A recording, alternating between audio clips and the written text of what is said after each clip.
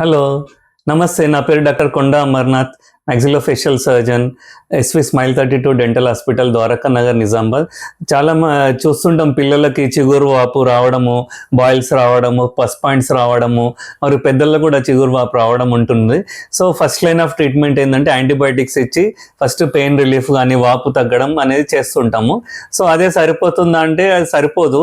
మనం source of infection, దాని కారణం ఏంది అనేది తీసేయాలన్నట్టు ఫస్ట్.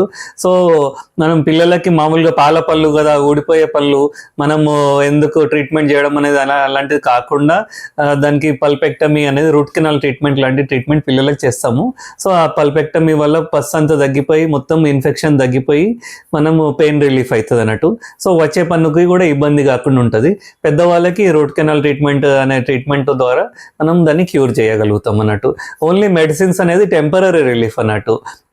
డెంటల్ మందుల పవర్ ఉన్నంతసేపు నొప్పి తక్కువ ఉంటుంది, వాపు తక్కువ ఉంటుంది. ఒక్కసారి మందులు ఆపేసేయంగానే మళ్ళీ పెయిన్ స్టార్ట్ కావడం, వాపు రావడము అనేది, తినడానికి ఇబ్బంది రావడం జరుగుతుంది. సో డెఫినెట్ ట్రీట్మెంట్ చేసుకుంటే కరెక్ట్ ట్రీట్మెంట్ అన్నట్టు బాగుంటుంది.